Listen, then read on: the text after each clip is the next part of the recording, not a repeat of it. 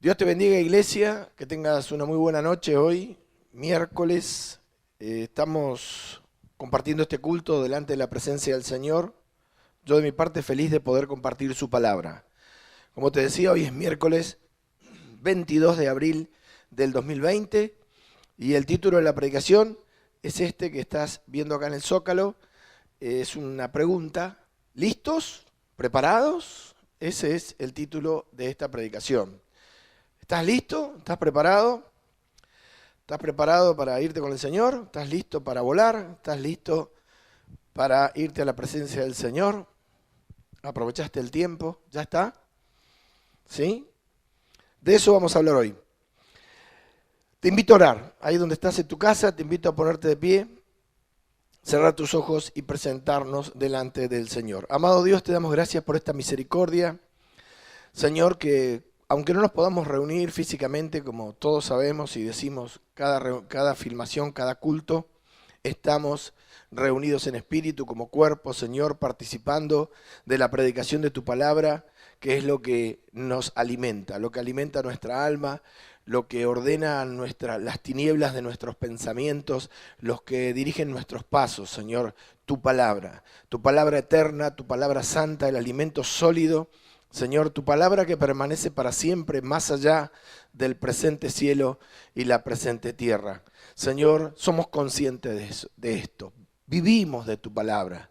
Vivimos de alimentarnos de tu palabra como el maná que descendía sobre el pueblo de Israel, sobre el campamento de los israelitas en el desierto. Cada día, Señor, nuestra alma cobra ánimo cuando tu palabra la alimenta, cuando tu palabra, Señor, la sacia. Por eso en tus manos estamos, Señor, agradecidos de esta agua de vida que brota de la fuente, también para, Señor, hidratar nuestro espíritu, para llenar nuestro espíritu de esa agua bendita, Señor, de salvación. Señor, muchas gracias. En tus manos estamos. Te pedimos que nos acompañes hoy, que nos abras el entendimiento como iglesia, nos permitas crecer, porque para eso es tu palabra, Señor, para ser discípulos. La exposición de tus palabras alumbra y confiamos en que ya no le dirá más en este pacto de gracia cada uno a su prójimo diciendo conoce a Jehová, sino que tú te manifestarás en sus corazones y te revelarás a ellos, Señor. Cada uno de nosotros seremos enseñados por Dios. Gracias, muchas gracias. Todo lo dejamos en tus manos en el nombre de Jesús. Amén. Te invito a buscar en tu escritura Mateo capítulo 16. Libro de Mateo capítulo 16. Si hay una cosa de la que el Señor siempre habló es de la importancia de estar listos. Nadie sabe la hora de su partida. Nadie sabe la hora de la prueba, como nos ha sobrevenido sobre el mundo entero ahora. Nadie sabe cuándo le puede venir el día malo, cuál va a ser el día malo. Y está escrito que hay días malos. Hay días malos. Y para eso, para que no nos sorprenda, como decíamos el domingo, para el factor sorpresa de las pruebas, de los asaltos, de las circunstancias, de las acechanzas del enemigo, de los juicios de Dios por el pecado del hombre, Dios nos llama a estar listos, a estar preparados para enfrentar la batalla, para dar la batalla, para, si es necesario, irnos con Él, como está escrito. Según Marcos, el Evangelio de Marcos, esto pasó en las aldeas de Cesarea de Filipo. Recorriendo Jesús con sus discípulos las aldeas por los alrededores de Cesarea de Filipo, en algún momento, en el versículo 21, comenzó a declararle a sus discípulos, como veíamos hace unos días, que era necesario ir a Jerusalén y padecer mucho de los ancianos. Después siguió el relato, Pedro lo toma aparte, lo quiere reconvenir, Jesús el Señor lo reprende en el versículo 23, quítate delante de mí, Satanás, me eres tropiezo, le dice, porque no pones la mira en las cosas de Dios, sino en las de los hombres. Y en este contexto, entre que el Señor dice, me es necesario morir, y Pedro lo reconviene, el Señor Jesús da una enseñanza fundamental. Versículo 24, entonces dice, en este marco, en este momento, ahí por las aldeas de Cesarea de Filipo, en esta conversación, Jesús dijo a sus discípulos, si alguno quiere venir en pos de mí, niéguese a sí mismo, tome su cruz y sígame. Esto es porque Pedro le había dicho de alguna forma, pensá en vos cómo vas a morir. Cuídate, no te expongas en las manos de los escribas para ser muerto como él había declarado. Jesús da un consejo de lo que él iba a hacer. Si alguno quiere venir en pos de mí, niéguese a sí mismo, tome su cruz y sígame. Porque todo el que quiera salvar su vida la perderá, que era lo que le decía Pedro, salva tu vida. Y todo el que pierda su vida por causa de mí, la hallará. 26. Mateo 16, 26. Porque ¿qué aprovechará el hombre si ganare todo el mundo y perdiere su alma? ¿Qué aprovechará el hombre si ganare todo el mundo y perdiere su alma? ¿O qué recompensa dará el hombre por su alma? ¿Qué recompensa dará el hombre por su alma? Porque el Hijo del Hombre volverá, en la gloria de su Padre con sus ángeles, y entonces pagará a cada uno conforme a sus obras. Por eso Dios nos amonesta, nos avisa, nos anuncia de cuál es el camino que tenemos que seguir. Esta palabra, Mateo 16, 26, ¿qué recompensa dará el hombre por su alma? ¿Qué puede poner el hombre para salvar su vida? Porque la vida que tiene que salvar el hombre es la vida eterna, no la vida del cuerpo. Pedro le estaba diciendo a Jesús, salva tu vida, salva tu cuerpo de estos peligros, salva tu cuerpo de la muerte. Y el Señor le está diciendo, acá hay que salvar el alma, ¿sí?, para que tenga vida eterna. Ese es el negocio, ese es el objetivo, ¿sí? Lo del cuerpo es temporal. Igual a si Jesús no moría en las manos de los religiosos, en algún momento iba a morir porque había nacido de mujer. Y la puerta de salida de este mundo es la puerta de la muerte para cualquier nacido de mujer. Entonces, él refiere esta enseñanza. ¿Qué recompensa o qué premio o qué dinero, qué bien material o qué bien el hombre puede poner para salvar su alma? Pues nada de lo material salva el alma, nada que sea pensando en las cosas terrenales, nada puede salvar el alma sino Dios, a través de lo establecido por Él, a través para nosotros de la fe en Jesucristo, o sea, de morir, de tomar nuestra cruz, seguirlo, morir a nosotros mismos, negarnos por medio de la fe en obediencia a la palabra y seguir a Jesús. No importa cuál es tu situación.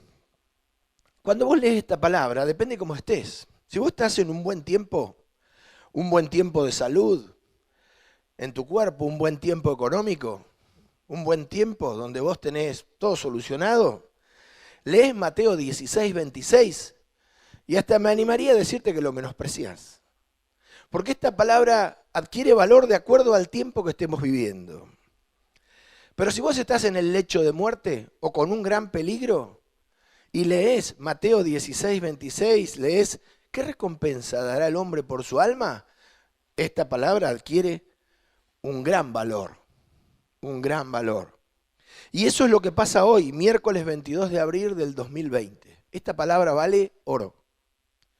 Hoy, con el azote de la prueba que estamos viviendo, de la disciplina del Espíritu, esta palabra vale oro. ¿Qué recompensa dará el hombre por su alma? ¿Qué lo ayudará todo lo que consiguió? ¿Lo ayudarán sus casas, sus autos, su dinero a salvarse de la espada de Jehová? ¿Sí? ¿No? No. Nada de lo que hizo, sus afanes, por aquello que se afanó, lo que compró, lo que ahorró, ¿eso lo va a salvar? No. Este es un momento, como te digo, donde estamos azotados mundialmente por este juicio, la espada de Jehová, la peste sobre la tierra, que tiene nombre científico, COVID-19, este es un tiempo donde esta palabra vale oro. Este es un tiempo donde esta palabra vale oro para el que se preparó, para el que oyó, para el que veló, tomó las palabras de Dios en serio, y este tiempo lo encontró en el Espíritu, lo encontró en fe. Y es una sentencia para aquellos que no estuvieron listos para este tiempo, para el tiempo malo, el día de la prueba, ni preparados, no se prepararon, sabiendo que lo tenían que hacer. Entonces te vuelvo a repetir, ¿cuánto vale hoy esta palabra? Vale oro, vale oro. ¿Sí? Hay muchas formas de ejemplificar esto y nosotros vamos a poner vamos a ver un ejemplo. Mira, la Escritura dice que la sabiduría clama en las calles.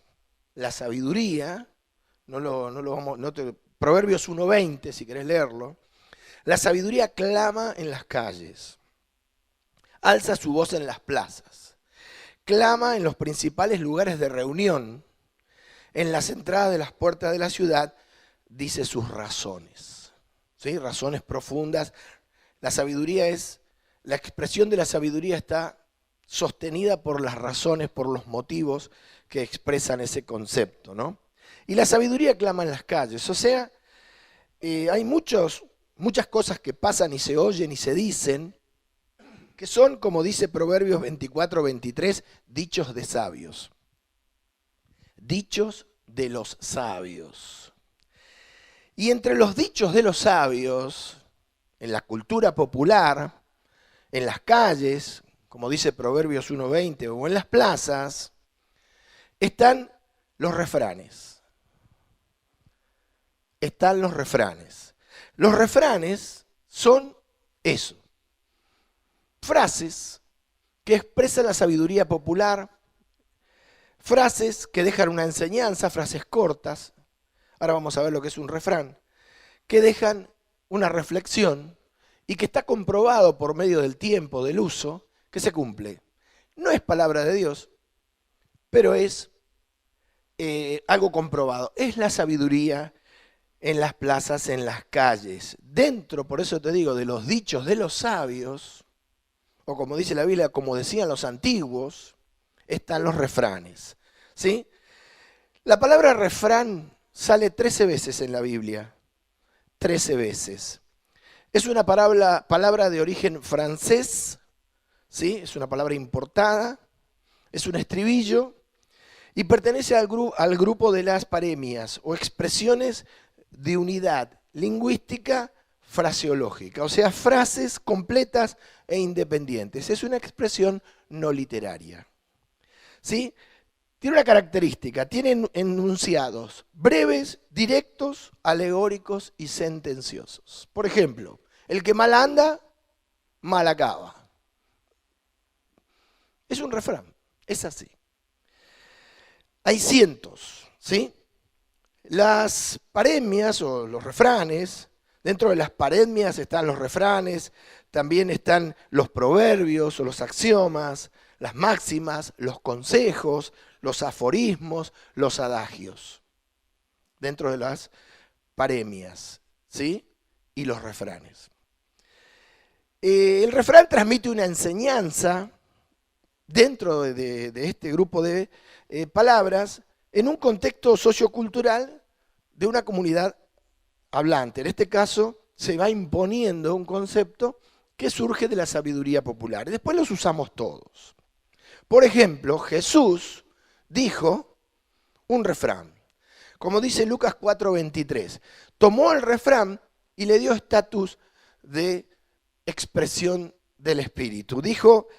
Él les dijo, sin duda me diréis este refrán, médico, cúrate a ti mismo. ¿No? Médico, cúrate a ti mismo.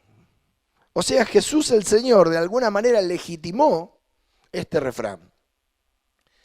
Porque él hacía señales, hacía obras, y en un contexto le habla a la gente y le dice, te lo leo de nuevo, él les dijo, sin duda me diréis este refrán, médico, cúrate a ti mismo. Nosotros Hoy vamos a poner un ejemplo de un refrán muy popular para fortalecer este concepto de que tenemos que estar listos y preparados. O sea, vamos a ver un contexto histórico y vamos a considerar un refrán que dice así: mi reino por un caballo.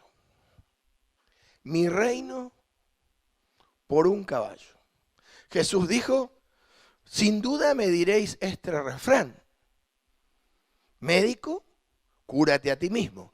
En el Antiguo Testamento la Biblia dice: sobre vosotros se dirá este refrán: cual la madre, tal la hija. Y así la Escritura tiene varios ejemplos. Hay una parte donde la Biblia dice que Israel iba a ser por refrán, por axioma, por proverbio, ¿sí? Por reflexión corta, elíptica, con sujeto tácito, ¿sí? A veces tampoco está, bueno, ahí así, es un concepto gramatical, es una elipsis, también tiene concepto, dentro del refrán está la elipsis. Y ustedes le dice van a ser por refrán, le dice al pueblo de Israel. Y nosotros usamos el pueblo de Israel como refrán, porque decimos que no te pase lo de Israel en el desierto. Que no te pase lo de Israel en el desierto. Entonces, es muy interesante esto para ejemplificar. Mi reino por un caballo es una frase célebre. ¿Y por qué te digo célebre? Porque la inmortalizó William Shakespeare. Te cuento un poco la historia, para que tengas una idea de que hay momentos donde nada sirve, donde nada vale para dar a cambio por la vida. Esta frase, según Shakespeare, o sea, Shakespeare escribe 100 años después de la muerte de Ricardo III, en la batalla de Bosworth en 1485, 22 de agosto de 1485. En aquellos años, y dicen que dijo esto, después aparece otro hombre que se llamaba Tomás Moro, y 100 años después Shakespeare escribe sus obras, y dentro de la muerte de Ricardo, vida y muerte de Ricardo III, da este refrán.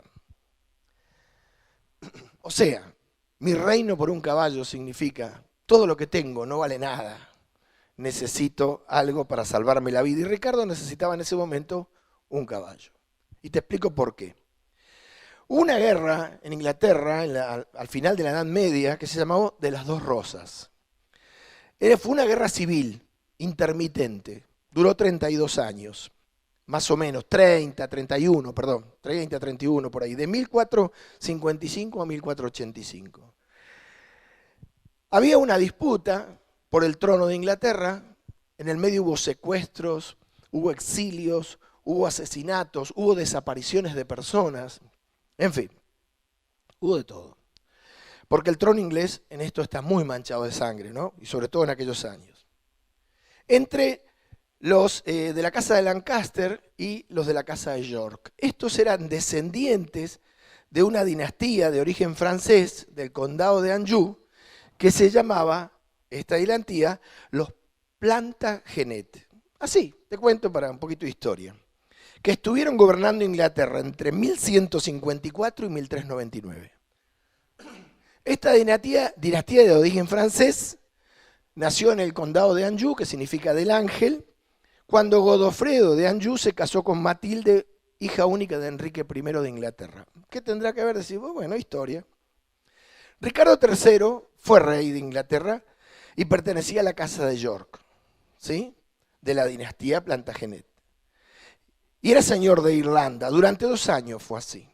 Desde el 1483 hasta la batalla de Bosworth Fields o Campos de Bosworth.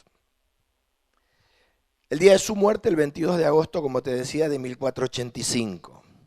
Esta ciudad, Bosworth, está más o menos a 170 kilómetros al noroeste de Londres, en el centro de Inglaterra. ¿Sí? 170 kilómetros al noroeste de Londres, ¿sí? Es una ciudad que hoy tendrá 20.000 habitantes, una cosa así. Aquel día, el 22 de agosto de 1485, fue la última batalla de la Guerra de las Rosas. ¿Por qué le decían la Guerra de las Rosas? Porque la casa de Ricardo tenía una rosa blanca y la casa del conde de Richmond, que era su adversario, en realidad se llamaba Enrique Tudor, que después fue Enrique VII, porque ganó, mató a Ricardo y se quedó con la corona, tenía una rosa roja. Por eso le decían la batalla de las rosas. Fue tan importante esta batalla que la flor nacional de Inglaterra se llama rosa Tudor. ¿Por qué? Porque este conde de Richmond le ganó a Ricardo, se casó con la sobrina y fusionaron la rosa roja con la rosa blanca y quedó como flor nacional de Inglaterra. Dicen los historiadores, la sobrina de Ricardo se llamaba Isabel, ahí se llamaban todos Isabel, ¿sí? Bueno, gobernó Inglaterra desde 1485 hasta 1603. Este conde de Richmond, Enrique VII, es el rey anterior a Enrique VIII, que fue el que fundó la iglesia anglicana, se separó de Roma y tuvo como amante a Ana Bolena y toda esa historia. ¿Viste? Este era el papá, Enrique VII, o el conde de Richmond. Por eso te digo, en la moneda de 20 peniques, 20 pounds, está la rosa, y en el escudo de Inglaterra, un escudo de armas, y en el canadiense también, está esta rosa Tudor, que es la fusión de las dos casas, de la casa de York y, como te decía, de la otra casa que estaban peleando por el reinado de Inglaterra, ¿sí? La casa de Lancaster, que pertenecía al conde de Richmond. Ahora bien, William Shakespeare inmortalizó la muerte de Ricardo porque William Shakespeare hizo una obra que de 4 tomos o de 4 actos, donde 3 de ellos tenía que ver con la muerte de Enrique VI, que había sido el rey anterior. No importa si te trabas porque está buenísimo esto, te digo. Y el último era Vida y muerte de Ricardo. Es una tetralogía es una obra de 4, todo de 4 obras, y como te digo, contiene desde la muerte de Enrique VI, 1471, hasta 1485, 22 de agosto, cuando muere Ricardo III en la batalla de Bosworth Fields, o los campos de Bosworth, a 170 kilómetros al norte de Londres. Aquella mañana, después de 31 años de batalla, una guerra civil muy sangrienta, dicen los historiadores que fue el final de la Edad Media y fue decisiva para la historia de Inglaterra. Por eso está en la moneda, por eso está en el escudo y por eso es la flor nacional, ¿no es cierto? Dice la historia, Ricardo había hecho de todo para ser rey. Esto incluye secuestro, asesinato, desapariciones, bueno, lo que sea. Esa mañana el rey se preparaba para la batalla más importante de su vida, porque era el final prácticamente. Estaba acosado por el ejército de Enrique Tudor, conde de Richmond, que después fue, como te dije, Enrique VII, ¿sí? Y de esta batalla, como te comentaba, el que ganaba se quedaba con la corona de Inglaterra. Y ahí nace esta dinastía, como te acabo de explicar, ¿no es cierto? Había que conservar la corona. Estaba muy nervioso, dicen. Hay una obra, es un drama lo que escribe Shakespeare. Y enfurecido, soberbio, Ricardo manda a buscar su caballo favorito. Manda un sirviente al herrero a buscar su caballo favorito porque lo estaban preparando para la batalla. El sirviente dice que asustado corrió al herrero que preparaba el caballo. ¿Sí? A la mañana, Ricardo había mantenido el ejército en un solo bloque y el conde de Richmond lo había dividido en 3, más unos aliados que tenía. La batalla iba a venir muy mal y como él estaba en un solo bloque, fue más fácil vencerlo. Bueno, ¿qué hizo este soberbio? Mandó urgente a buscar su caballo, urgente. El herrero, el que estaba trabajando en el caballo, que lo estaba preparando, estaba asegurando las herraduras de los cascos del caballo, pero al llegar a la cuarta pata se encontró con que le faltaba un clavo. Pero como lo apuraban tanto, mirá vos lo que te estoy diciendo, ¿no? Hacía 31 años que se estaban matando por la corona de Inglaterra y todo se perdió casi te diría, por el clavo de una herradura. Entonces, después se escribió de esto. Esta es la historia de Shakespeare, ¿no? Más o menos. El tipo se apuró a preparar el caballo, pero como lo apuraban y todo el mundo estaba ansioso y tenía miedo que el rey se enoje, en la cólera del rey, esa herradura no quedó firme, como debía quedar. Empieza la batalla, y en lo más duro de la batalla, como te expliqué, porque el conde de Richmond había dividido el ejército, bueno, es interesante la cosa, y él estaba en un solo bloque, la gente de Ricardo empezó a retroceder. Se empezó a retroceder y a retroceder y a retroceder, y la batalla se empezaba a perder. Entonces él, cuando vio que su ejército retrocedía, espoleó su caballo y salió en medio de los que volvían, de los que se escapaban, para animarlos, para arengarlos, para que vuelvan y venzan. Pero como el caballo estaba mal herrado, la herradura estaba mal puesta, ¿sí? En el momento de que, digamos, si fuera una moto, lo hace picar al caballo, por así decir, el caballo no encuentra buen apoyo, ¿sí? Pierde la herradura, tropieza y hace caer a Ricardo. ¿Dónde lo hace caer? Bueno, lo hace caer en lo que en las guerras se llama tierra de nadie. ¿Cuál es la tierra de nadie? Ese medio que se forma antes que los ejércitos se crucen. Y ahí quedó Ricardo en el piso. El caballo se paró y se escapó asustado y quedó a merced de sus enemigos. Contaba las anécdotas, porque te digo, Shakespeare escribe esto 100 años después, 1691, o del 91 al 96, algo así, que Ricardo sacó su espada y empezó a gritar: mi reino por un caballo, mi reino por un caballo, mi reino por un caballo. Nadie le acercó un caballo, porque ahí el que daba un caballo se moría, el que quedaba a pie era hombre muerto, y quedó el refrán, quedó el adagio. No había caballo alguno para él, no importaba que fuese el rey.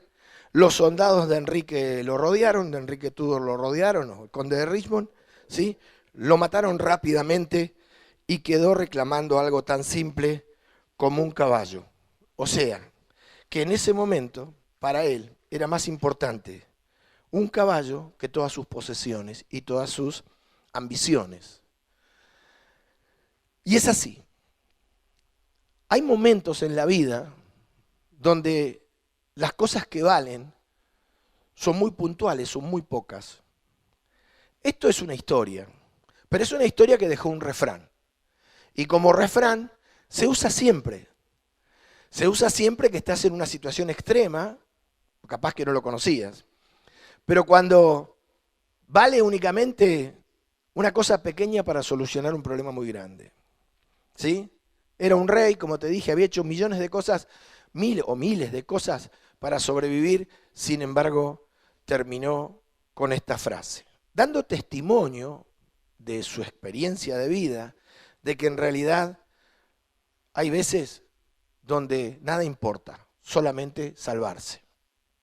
Solamente salvarse. En el caso de Ricardo III, salvar su vida.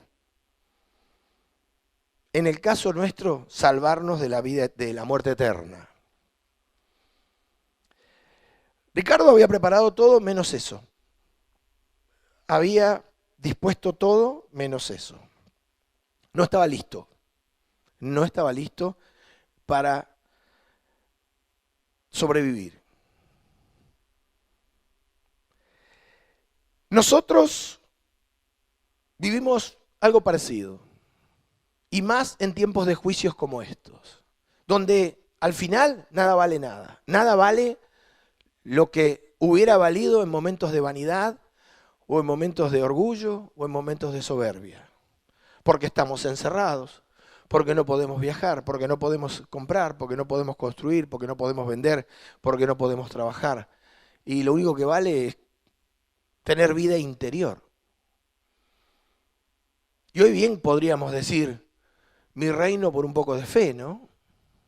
Mi reino por paciencia, mi reino por haberme preparado. Dejaría todo, volvería atrás y en vez de estar ansioso, desesperado, atrás del dinero, preocupado por el día a día, el devenir del día a día, me hubiera preparado para estar listo, listo para el día malo.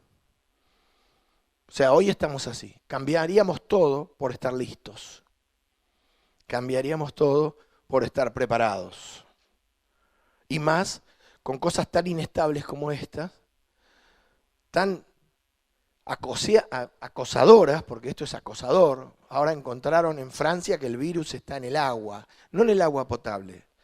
Pero, ¿me entendés? Los miedos acá, si es por miedo, elegí uno, porque hay para ponerse varios, ¿no? Y la economía ni hablar. Ayer, lunes, hoy es martes para nosotros, estamos grabando, mañana va a ser miércoles cuando veas esta predicación, estaban pagando, escucha bien, estaban pagando no para comprar petróleo, para que se lo lleven. Para que se lo lleven. ¿Por qué? Es poca la demanda, ¿sí? La producción sigue y no hay dónde acopiar. Por primera vez en la historia, el petróleo tuvo valor negativo. Y te digo, y pasó a ser un commodity, tener dónde almacenarlo. ¿Quién se hubiera imaginado eso, no? Mirá que los petroleros, viste, son de vida opulenta, orgullosa, gastadores, seriales. Ayer tenía valor negativo. Ayer lunes. Jesús dijo que va a llegar un momento donde vas a tener que dar una recompensa por tu alma.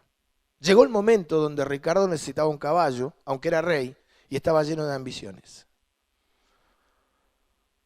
Según la anécdota que leímos, que te conté por arriba, y el refrán que nos quedó.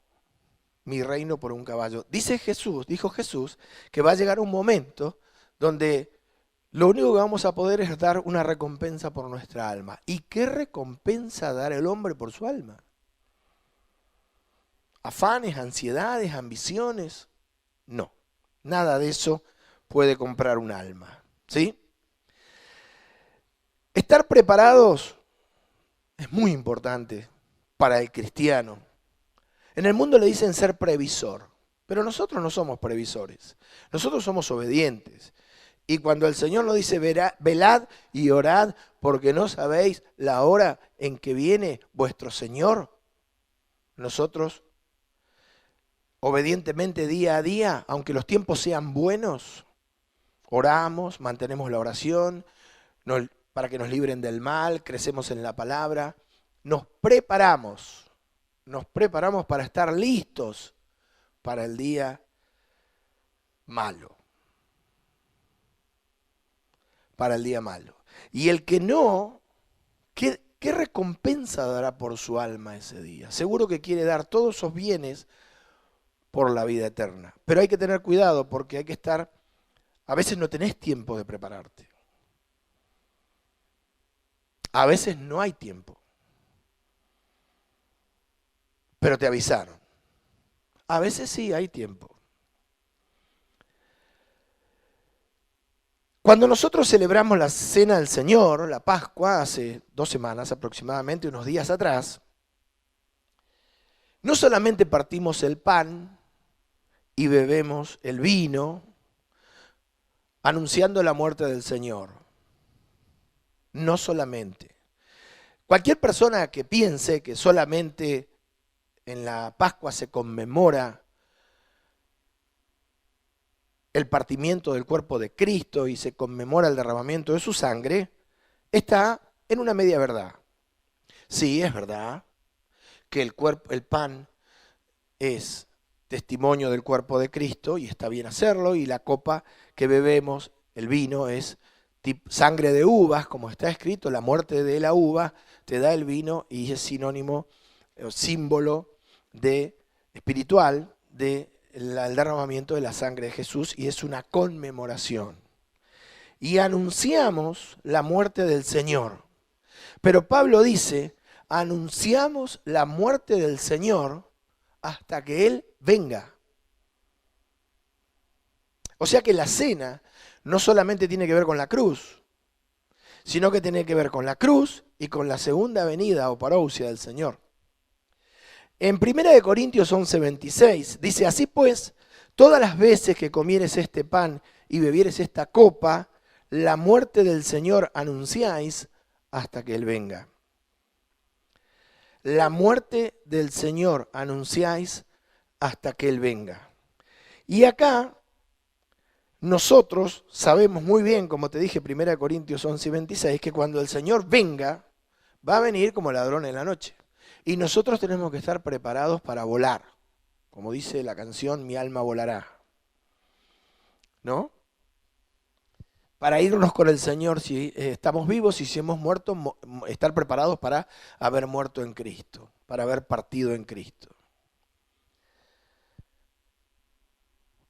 ¿Por qué te digo que es muy importante que cuando nosotros celebramos la Pascua no solamente pensemos en el pan y en el vino, sino en la venida del Señor? Porque en Éxodo 12 dice la Escritura, Éxodo 12:11, hablando sobre cómo se debía comer la Pascua, ya no sobre el sacrificio y la sangre en los dinteles, y tampoco sobre comer el cordero o invitar a las familias más cercanas, sino ahora sobre cómo comerlo. ¿Sí? Dice la Biblia que hay que comerlo preparado para salir. Listo para irse. Con lo que eso representa para nosotros. Listo y preparado para irse.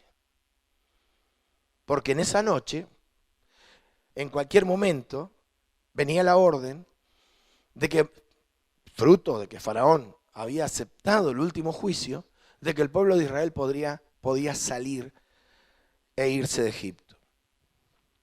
En Éxodo 12:11 dice, y lo comeréis así, ceñidos vuestros lomos. Nosotros sabemos que esto doctrinalmente es la verdad, ceñidos los lomos con la verdad. ¿Por qué la verdad?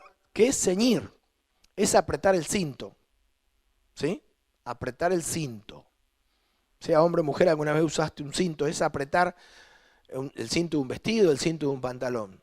Ajustar. Es decir, ajustarse a la verdad, vivir conforme a la verdad, dejarse ceñir por la verdad.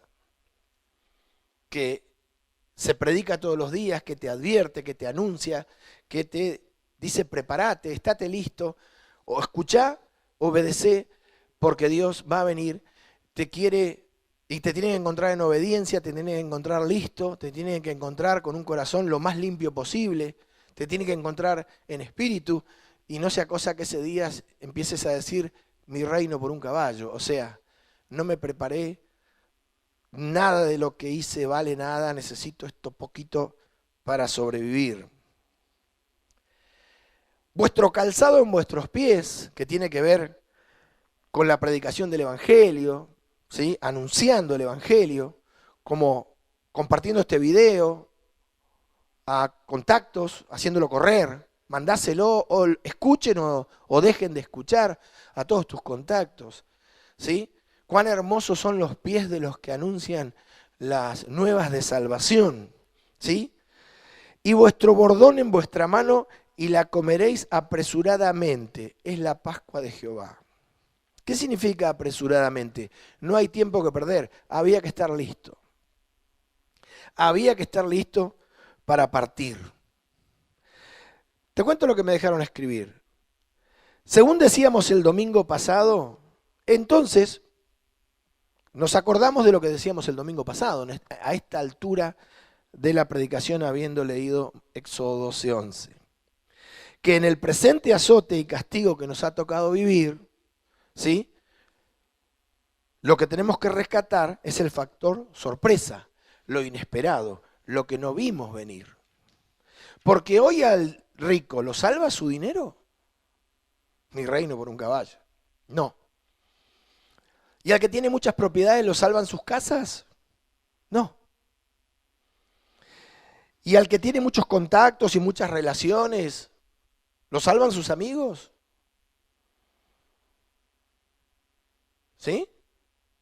No. No. Hoy el único que te puede salvar es el Señor. Nosotros tenemos que celebrar esta Pascua. Jesús, te hago un resumen. Leíamos al principio que recorriendo las aldeas de Cesarea de Filipo, Jesús dijo: el que quiera venir en pos de mí, tome su cruz, niéguese a sí mismo y sígame. Ahora nosotros, para tomar la cruz, para ir a morir, ¿sí? Para morir en la cruz, tenemos que tener el ejemplo de la Pascua, porque tenemos que ir a la cruz como fue nuestro Señor Jesús. ¿Qué es la cruz en esto? La obediencia. Jesús fue a la cruz en el sentido de que hizo la voluntad del Padre. Ir a la cruz para nosotros es una frase que nosotros decimos cuando obedecemos. Cuando obedecemos. Me fui a la cruz significa no. La palabra dice que tengo que, o sea, como te decía el otro día, amar a mi enemigo, me voy a la cruz, amo a mi enemigo. O sea, obedezco, muero a rencores, a orgullos, a soberbias y obedezco. ¿Qué fue lo que hizo Jesús? Murió a todo. Morir es, dejó de lado todo lo que podía haber elegido e hizo la voluntad de Dios. Nosotros no tenemos que morir en una cruz, clavados, pero sí, cada vez que vamos a la obediencia, hay un dolor, hay una aflicción, porque no es fácil someter el espíritu del hombre, someter el orgullo, ¿no es cierto? Y para ir a la cruz, si vamos a celebrar el Cordero de la Pascua, tenemos que estar listos para irnos. Tenemos que estar vestidos y no desnudos, como dice la Biblia, y preparados para irnos, para volar. ¿Y vos estás listo? Porque esta es la gran enseñanza de este juicio. ¿Estaban listas las empresas petroleras del mundo? Ayer me comunicaba con Marta de Colombia y le mandamos un saludo a Martita. Y hablábamos de esto y me dejaban decirle, nadie hubiera imaginado hace un mes en la historia de la empresa petrolera, desde 1800, que un día el petróleo iba a tener valor negativo. Era algo que no lo hubiera imaginado nadie. Y sin embargo lo tuvo. No sé hoy, pero ayer lo tuvo. Y más de uno se puso nervioso. ¿Por qué? Porque en ese momento, mi reino por un caballo. No importa si sos gerente de la compañía o si sos un boca de pozo. Que antes te daba orgullo y soberbia cuando ibas al cajero y veías lo que te habían depositado. Y hoy, mi reino por un caballo. Hoy, con tal de que no te echen, aunque te paguen el 30% del sueldo, estás dando gracia y dando gloria a Dios. Si te agarró con fe, ¿qué problema hay? Si estás listo, si estás vestido y no desnudo, como dice la Escritura en Apocalipsis, que no se descubra la vergüenza de tu desnudez, porque más de uno hoy, más de una alma hoy, está viendo cómo se descubre la vergüenza de su desnudez.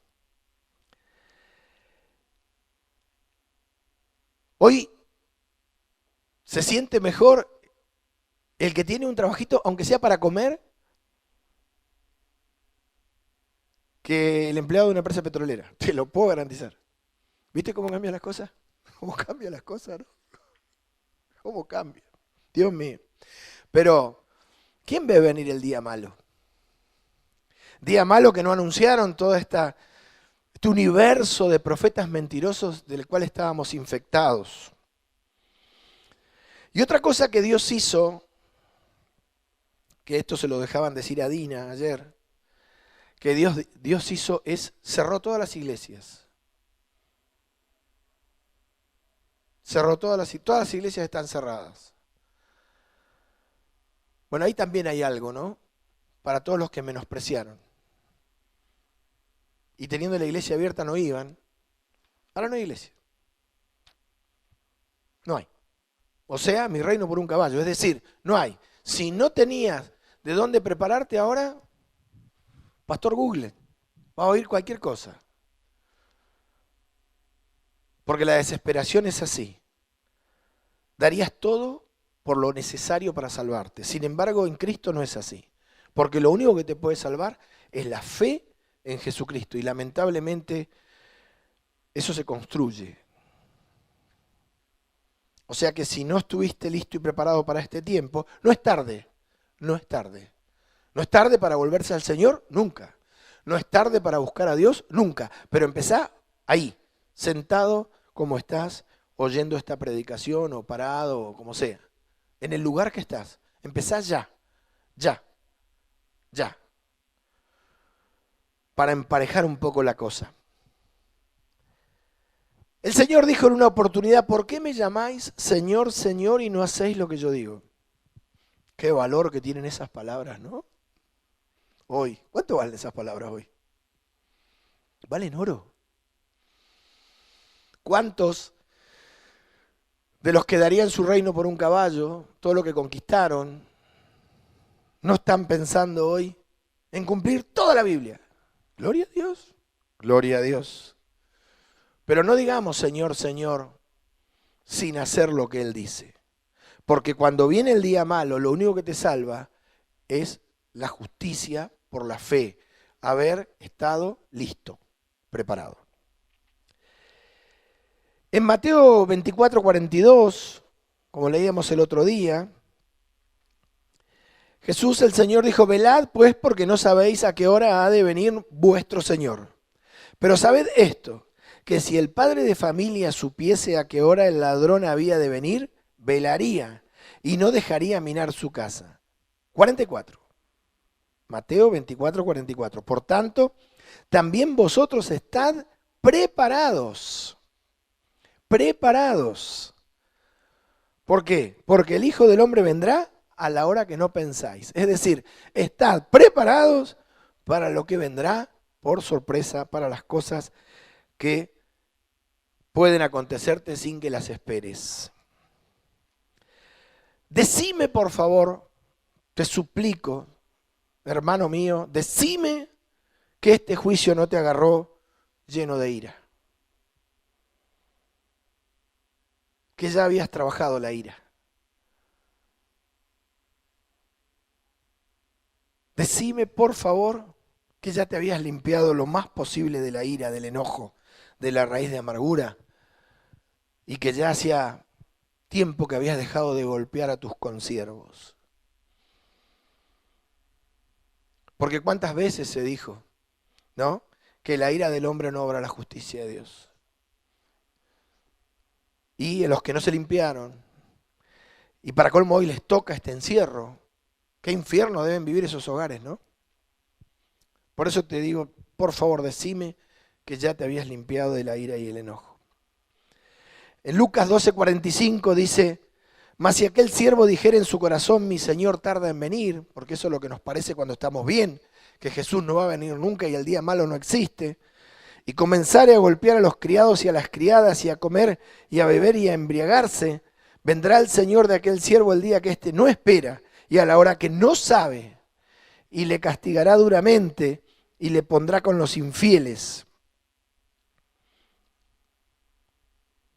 El 47 dice, aquel siervo que conociendo la voluntad del Señor, que escuchando la palabra, que siendo instruido por el Espíritu, no se preparó.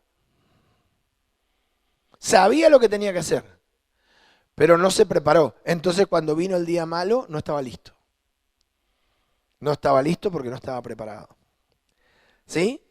47. Aquel siervo que conociendo la voluntad de su Señor, no se preparó, ni hizo conforme a su voluntad, recibirá muchos azotes.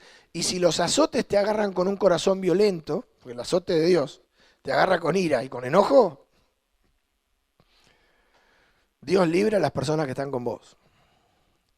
Mas el que sin conocerla hizo cosas dignas de azote será azotado poco, dice la Escritura. Dice, el que no sabía y se portaba mal, al que nunca se le predicó, ese le vamos a tener misericordia.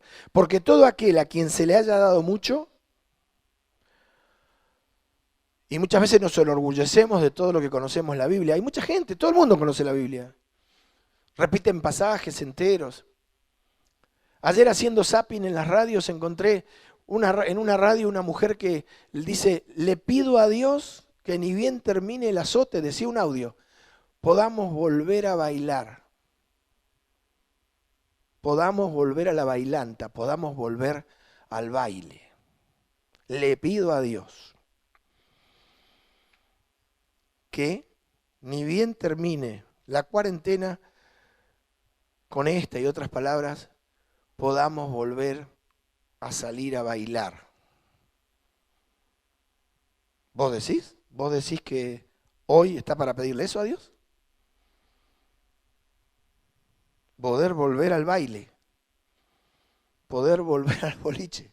Una oración que seguro que Dios va a contestar, ¿no? Porque como Dios está en esas cosas, hoy cualquiera tiene el nombre de Dios en vano. Toma el nombre de Dios en vano, perdón, tiene el nombre de Dios en su boca. Porque se ha difundido mucho el Evangelio y hay mucho descarriado, muchos que han dejado el camino. Y por eso vino este juicio, como también, como te decía el otro día, otro motivo. Y que toman el nombre de Dios a la ligera. Le pido a Dios que pase esto para que podamos volver al baile. Bueno, pedir es gratis, ¿no? Nosotros tenemos que tener mucho cuidado de perder el tiempo. Todavía es tiempo de aprovechar el tiempo. Tenemos que tener mucho cuidado de que esto no nos enseñe a estar listos y preparados. Como la noche de la Pascua, Dios le dio 14 días al pueblo para que todo el mundo esté listo en fe. Listo en fe. Listo, vestido, listo para salir de Egipto, listo para viajar. Egipto es este mundo, ¿no? Listo para irse. Vestido, calzado. En Oriente nadie usa zapatos dentro de las casas. Yo en Estados Unidos estuve con familias coreanas, por ejemplo los coreanos, pero en Oriente nadie usa zapatos. Esta gente comió el cordero calzados, con calzados en sus pies. ¿Por qué? Porque era una profecía. Y cuando llegó la orden, estaban comidos y listos, preparados para salir. Y así fue. Y así fue. Dice la Escritura, como leíamos en Lucas 12, 48, y al final al que mucho se le haya confiado, más se le pedirá. Amén. Entonces, amados hermanos, que no llegue ese momento donde no hayamos qué recompensa dar por nuestra alma, que no encontramos qué dar por salvar nuestra vida eterna. Como le pasó a este rey de Shakespeare o a este rey de la historia inglesa que cambiaba todo por sobrevivir, que dejaba todo por seguir viviendo, lo cual se inmortalizó en esta frase, este refrán, este adagio que reza la cultura popular o el universo literario, el abundante universo literario, mi reino por un caballo. Lo único que sale en este momento me sirve a mí es salvarme. Y es así. Lo único que te sirve a partir de este tiempo es salvarte. La gran enseñanza de este azote es que la salvación es más importante que las posesiones, que el reino de los cielos no es comida ni bebida, que es más importante estar en fe que estar afanoso a ver qué compramos, qué vendemos o qué construimos. ¿Qué es más importante un culto? Hoy tenés la iglesia cerrada. Poder verte con tus hermanos, un abrazo, escuchar la palabra que estar hundiéndonos en la vanidad de este mundo con glotones y ociosos y bebedores de vino y borrachos y incrédulos. ¿Sí?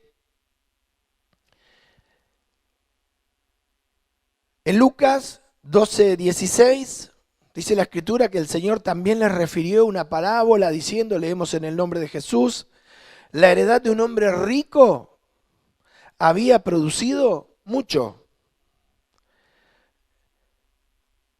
Y él pensaba dentro de sí diciendo, ¿qué haré? Porque no tengo dónde guardar mis frutos. Por eso te decía que estas palabras del Evangelio hoy valen oro. Hace 2 meses se leían, sí, ya las sé. Hoy valen oro. Hoy estas palabras es mi reino por un caballo. Es lo único que necesitas para salvarte. Y lo demás no importa nada.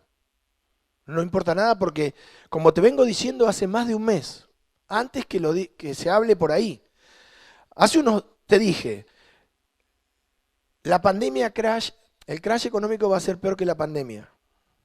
Por el Espíritu te lo dije. También te dije, guarda cuando acá se empiecen a infectar los médicos y el personal de sanidad. Está pasando. Después de la peste viene el hambre. Como te decía ayer, el barril de petróleo pagaban para que se lo lleven. Pagaban para que se lo lleven. Es una cosa de loco. Entonces, ¿la riqueza iba a salvar a este hombre? No. ¿Qué haré? El título de rey, ¿lo salvó a Ricardo III? No. ¿Qué haré porque no tengo dónde guardar mis frutos? Estaba preocupado en hacer más galpones, más frigoríficos, suponete que fuera manzana, en fin, ¿no? A copiar. ¿Dónde voy a guardar todo lo que produjo este año? Y dijo, esto haré. Derribaré mis graneros, que obviamente es el lugar donde se guarda el grano, ¿sí? Para nosotros hoy sería un silo bolsa, y los edificaré mayores. Y allí guardaré todos mis frutos y mis bienes. Y diré a mi alma, y estaba equivocado, el alma no vive de eso. Alma, muchos bienes tienes guardado para muchos años. Repósate, come, bebe, regocíjate. Pero Dios le dijo, lo que le dijo siempre al hombre, necio, ignorante. Esta noche, necio significa no sabe. ¿Sí? Necius significa no tiene conocimiento. No, sius es ciencia. No tiene conocimiento, no tiene ciencia. Esta noche vienen a pedirte tu alma. Y si hubiera tenido 2 minutos este rico, ¿no hubiera dicho mi reino por un caballo? ¿No hubiera dicho un poquito de misericordia y te dejo todos los bienes, los graneros, la plata, los frutos? Pero parece que no tuvo tiempo. Y lo que has provisto, todo aquello de lo cual buscaste proveerte, ¿de quién será?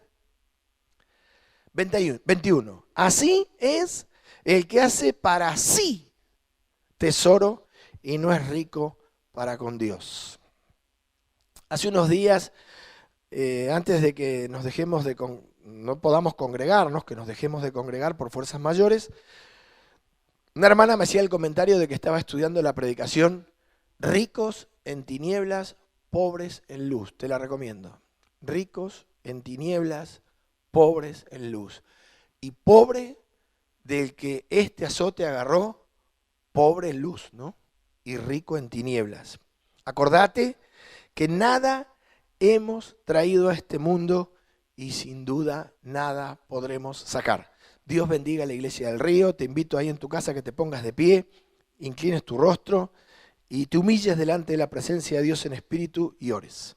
Amado Dios, te damos gracias por esta misericordia. Yo te suplico que esta palabra traiga convencimiento de pecado, reflexión, que sea una palabra, Señor, que ministre los corazones y los espíritus de los hombres que la oigan.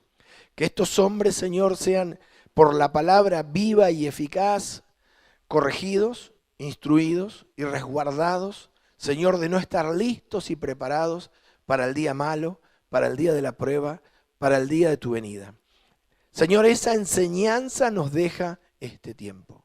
Este azote mundial nos muestra que nada tiene valor sino las cosas pequeñas, las cosas espirituales. Tu palabra, la oración, la paciencia, la fe, la confianza, que van a alejar de nosotros el miedo que nos quiere imponer esta sociedad. Una cosa es ser prudentes y otra cosa es el miedo, el temor, Señor Jesús. Por eso te pido que bendigas a tu iglesia. Que bendigas a tu iglesia y ministres el corazón de cada una de las personas que oyen esta palabra eterna. Palabra que hoy tiene un valor inmenso, que cotiza en los más altos valores. ¿Qué recompensa dará el hombre por su alma, por su vida eterna? Señor, bendice la iglesia del Río. Te lo pido en el nombre de Jesús. Amén. Dios te bendiga, iglesia.